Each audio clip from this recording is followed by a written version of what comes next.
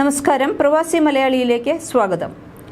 പ്രവാസികളായ മലയാളികൾക്ക് സാധാരണ ഉണ്ടാകുന്ന ചില സംശയങ്ങളും അവയ്ക്കുള്ള മറുപടിയുമാണ് ഇന്ന് പ്രവാസി മലയാളിയിൽ. കൂടുതൽ അറിയാം പ്രവാസി മലയാളിയിലൂടെ. നിങ്ങൾ ഇതുവരെ ഈ ചാനൽ സബ്സ്ക്രൈബ് ചെയ്തിട്ടില്ലെങ്കിൽ പ്ലീസ് സബ്സ്ക്രൈബ്. നിങ്ങളുടെ സപ്പോർട്ട് ഞങ്ങൾക്ക് ആവശ്യമാണ്. ബെൽ ബട്ടൺ കൂടി ഒന്ന് ക്ലിക്ക് ചെയ്യൂ. ഏറ്റവും പുതിയ പ്രവാസി വാർത്തകൾ നിങ്ങൾക്ക് എത്രയും വേഗത്തിൽ എത്തിക്കാം.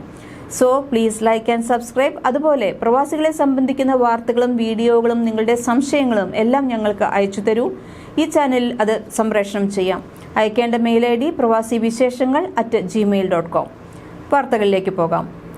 ട്രാഫിക് ലംഘനത്തിന് പിഴ ഒടുക്കേണ്ട തൊഴിലാളിയെ പിഴ നൽകാതെ ഹുറൂബാക്കാൻ സ്പോൺസർക്ക് കഴിയുമോ എന്നാണ് പ്രവാസി മലയാളികളുടെ ഒരു സംശയം. ഉത്തരം ഇതാണ്. ഒരു തൊഴിലാളിയെ ഒളിച്ചോട്ടക്കാരനാക്കി അഥവാ ഹുറൂബാക്കി മനുഷ്യ വിഭവശേഷി മന്ത്രാലയത്തിൽ പരാതി നൽകണമെന്നുണ്ടെങ്കിൽ തൊഴിലാളിയുടെ റെസിഡന്റ് ഐഡന്റിറ്റി അഥവാ ഇഖാമ സാധുത ഉള്ളതായിരിക്കണം.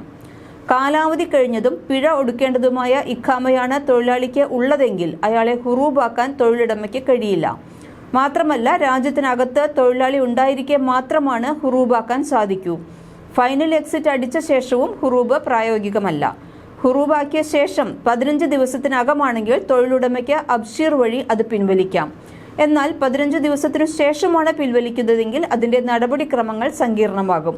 അതിന് മനുഷ്യ വിഭവശേഷി മന്ത്രാലയത്തെയാണ് സമീപിക്കേണ്ടത്. എക്സിറ്റ് റീ എൻട്രിയിൽ തൊഴിലാളി രാജ്യത്തിന് പുറത്താണെങ്കിൽ തൊഴിലുടമയ്ക്ക് ഹുറൂബാക്കാൻ കഴിയില്ല.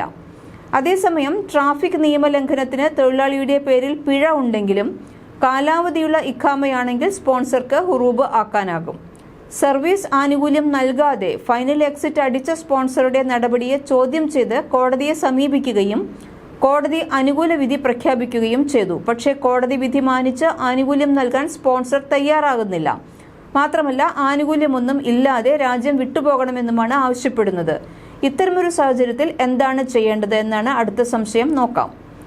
ഉത്തരമായിട്ട് കിട്ടിയത് ഇതാണ്. കോടതി നിർദ്ദേശം ഉണ്ടായിട്ടും സർവീസ് ആനുകൂല്യം നൽകുന്നില്ല എന്ന് കാണിച്ച് മനുഷ്യ വിഭവശേഷി മന്ത്രാലയത്തിലെ solving disputes of workers and employer വിഭാഗത്തിൽ പരാതി നൽകുകയാണ് ആദ്യമായിട്ട് വേണ്ടത്. പരാതിയിൽ കോടതി നിർദ്ദേശം ഉണ്ടായിട്ടും സർവീസ് ആനുകൂല്യം നൽകുന്നില്ലെന്നും ഫൈനൽ എക്സിറ്റ് റദ്ദാക്കി തരണമെന്നും പ്രത്യേകം ആവശ്യപ്പെടണം. ഇത്തരം കേസുകളിൽ സ്പോൺസർഷിപ്പ് മാറ്റി നൽകണമെന്നും തൊഴിലാളിക്ക് വേണമെങ്കിൽ ആവശ്യപ്പെടാം. മന്ത്രാലയത്തിൽ നിന്നും തീർച്ചയായും തൊഴിലാളിക്ക് അനുകൂലമായ നടപടിയുണ്ടാകും.